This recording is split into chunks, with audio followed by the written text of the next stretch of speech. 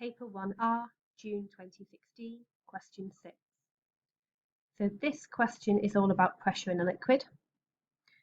We've got a picture here of a piece of apparatus that I'm sure you all saw in physics class. It's hollow, it's full of water, and it's got 3 tubes with holes at different heights. When you completely fill the large tube with water, the water will come out of all the smaller tubes, the smaller holes, and they will take different paths because the pressure is different at different heights. So the first thing it wants you to do is state the relationship between pressure difference, height, density, and G, where G is the strength of gravity. Now, as we recommend to you, always better to write these things out in words, but as my writing is giant, I will write it in symbols. So pressure difference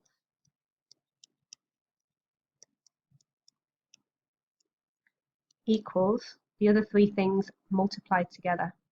So you can have H for height, rho for density, which is why I think you should write it out in words, and G for gravity, strength of gravity.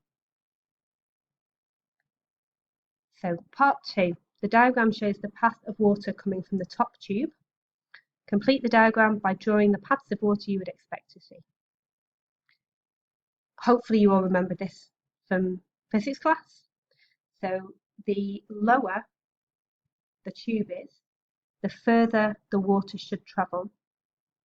So this one should come out here, this one should come out here. So the highest path finishes closest to the tube, like that. And they should all be curves. So for 2 marks, the fact that they're all curves of a vaguely similar shape, and the second mark is the lower the hole is down, the further the water will travel. Now it wants you to explain the pattern of the paths of water. So the whole question is about pressure, which helps you, but it does mean that you can't just say there's a difference in pressure, you need to give a little bit more. So the water at the bottom, if we're looking at the equation, the water at the bottom is under a greater pressure than the water above it, because there is more weight of water on top of it. So that means that the force on the water here at the bottom is also the greatest, because, as you know, pressure and force are linked, and the higher the pressure, the bigger the force. So for 2 marks here, you need to get those 2 points in, that at the bottom of the cylinder, bottom of the container, pressure is highest,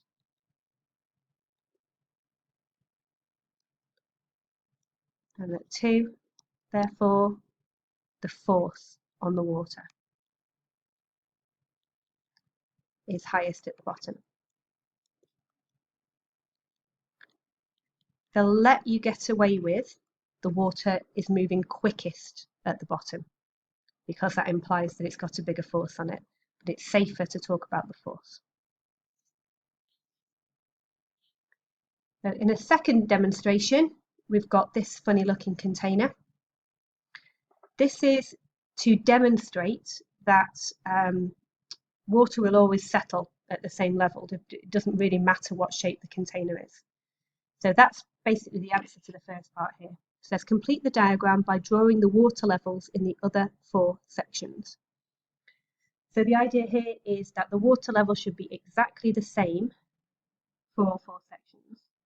Now if you're terrible at drawing, like me, well, that's not too bad, but it might be worth saying same level if you're artistically challenged.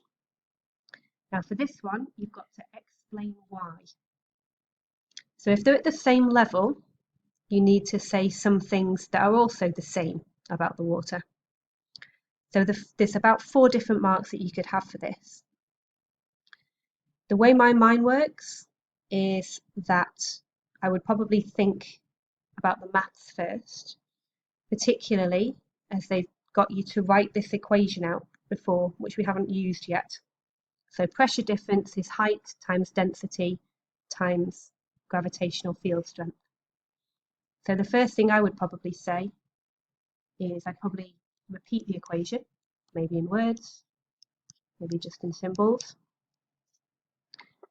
That will actually get you 1 mark. So if we are saying that the height is the same, then we're saying that other things must be the same about the water. So it's the same, it's basically the same container.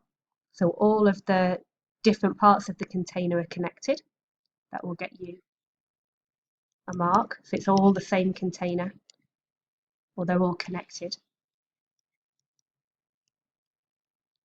We can say that the density of the water is the same because it's all the same water. And that because of the equation, the only thing the height depends on is the pressure, and vice versa. So the only thing the pressure depends on is the height.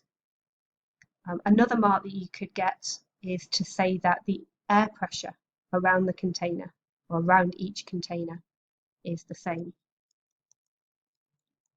The air pressure is the same, and pressure only depends on the depth or the height.